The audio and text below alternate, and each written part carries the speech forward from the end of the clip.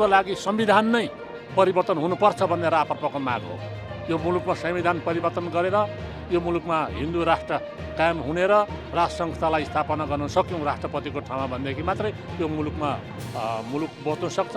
होइन भनेदेखि आज मुलुक ज्यादै विषम परिस्थितिमा गयो। अब जनताहरूले ठुल्ठुलो हेरेर बस्ने वातावरण छैन। अब प्रत्येक जनताहरू सडकमा उर्लिनु पर्ने अवस्था सिर्जना भएको हुनाले आज राष्ट्रिय स्वतन्त्र पार्टीले नेपाल में फिर उठी हिंदू राष्ट्र की मांग। लोगों ने कहा कि देश में राजाशाही लौटे।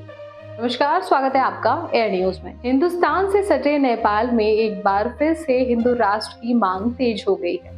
राजधानी काठमांडू की सड़कों पर सैकड़ों प्रदर्शनकारी इसके लिए नारे लगा रहे हैं, हंगामा मचा रहे हैं।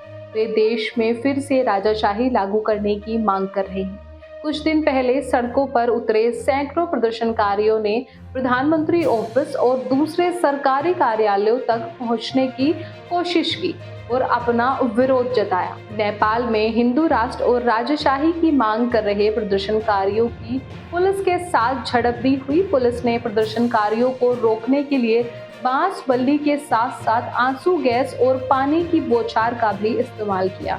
यह प्रदर्शन नेपाल की राष्ट्रीय प्रजातंत्र पार्टी के नेतृत्व में हो रहा है। इस दौरान लोगों ने नारे लगाते हुए कहा कि हम अपने देश और राजा से अपनी जान से ज्यादा प्यार करते हैं।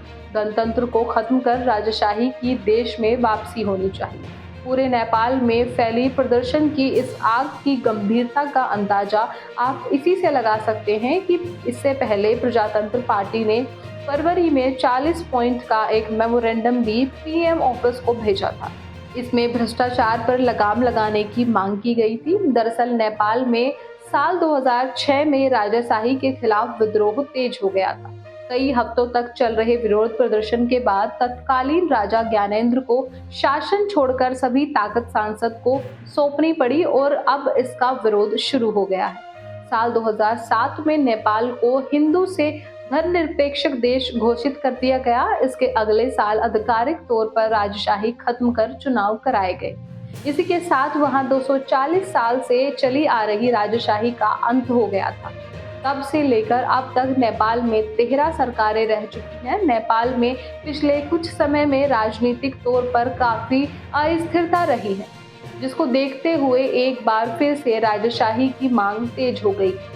हाल ही में नेपाल के प्रधानमंत्री पुष्प कमल दहल प्रचंड ने नेपाली कांग्रेस पार्टी के साथ गठबंधन तोड़ लिया था।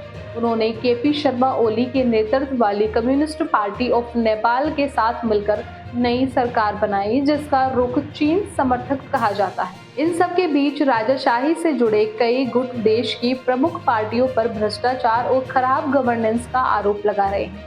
उनका दावा है कि देश की जनता अब राजनेताओं से परेशान हो चुकी है। नेपाल के आखिरी राजा ज्ञानेंद्र शाह 76 साल के हैं। वे ज्यादातर सार्वजनिक जगहों पर जाने से बचते हैं। इसके पीछे बड़ा कारण है, साल 2001 में नेपाल के नारायण हिती पैलेस में तत्कालीन राजा वीरेंद्र पीर विक्रम शाह और उनके परिवार की हत्या कर दी गई। इसके बाद वीरेंद्र के छोटे भाई ज्ञानेंद्र को नेपाल की गद्दी पर बैठाया गया था। राजशाही जाने के बाद से ज्ञानेंद्र एक आम नागरिक की तरह रहते हैं। उनके पास कोई विशेष अधिकार या सुरक्षा व्यवस्था नहीं। हालांकि नेपाल के कुछ समुदायों के लोग और पार्टियां अब भी उनका समर्थन करती है, जो अब एक बार फिर से राजाशाही की मांग कर रही है। फिलहाल इस रिपोर्ट में बस इतना ही। इस मुद्दे से जुड़े कोई भी सवाल या अपने विचार आप हमें हमारे कमेंट में लिख सकते हैं। और इस तरह की देश और दुनिया की तमाम खबरों के लिए चैनल को सब्सक्राइब करके बेल आइकन को दबाना ना भूलें, ताकि आने वाले समय में आपको हमारी महत्वपूर्ण वीडियो की नोटिफिकेशन समय से प्राप्त हो सके।